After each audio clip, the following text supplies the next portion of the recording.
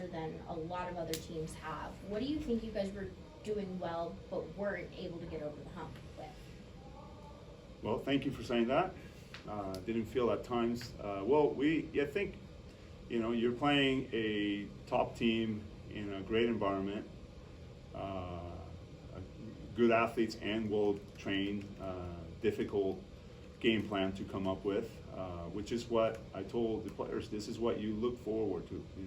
I wish you want to win every game, but you want to be in good battles. I think as an athlete, you want to compete, and so this is what this match provided, an opportunity to continue to grow, and we've played well before against good teams and medium teams, and to do it here tonight is kind of what's our goal. And unfortunately, it wasn't enough to win, but not many people have played well enough to win. So, but yeah, just I think the conditions kind of brought good attention and focus from our players, and I'm very proud of as proud as you can be in a loss, but I'm very proud of this group. Coach, we've seen Grace Lopez absolutely take over games against Texas and things like that.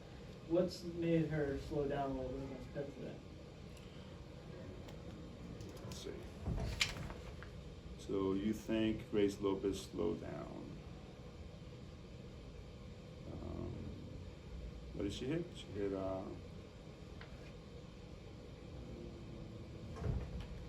10%.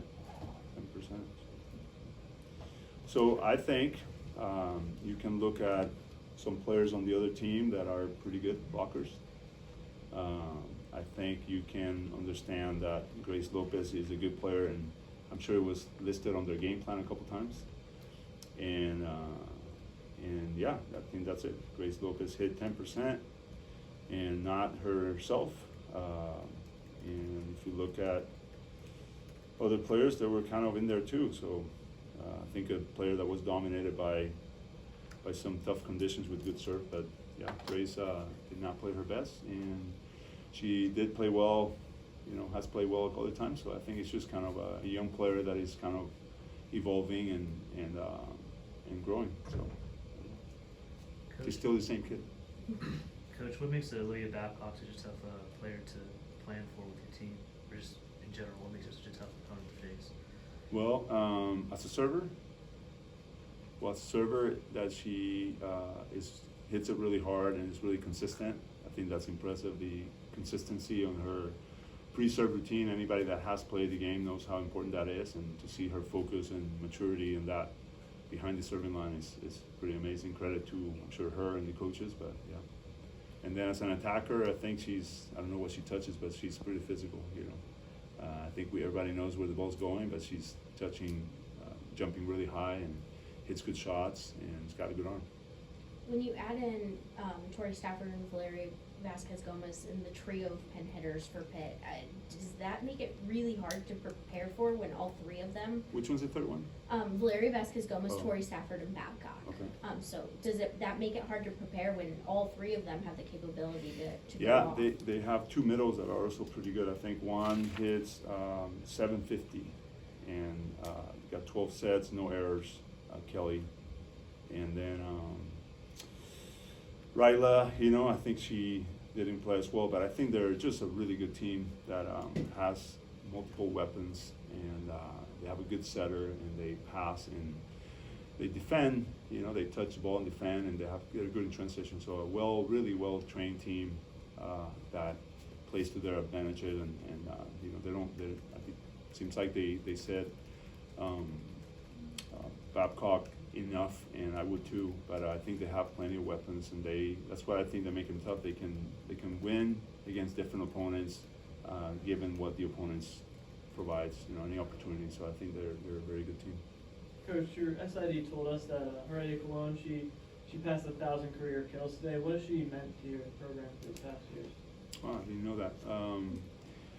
Well, I think when I think of Flor, I don't think I've asked as much from a freshman as I did for her. And it was a year that most people didn't recognize how much she did for our team, and just see her evolution.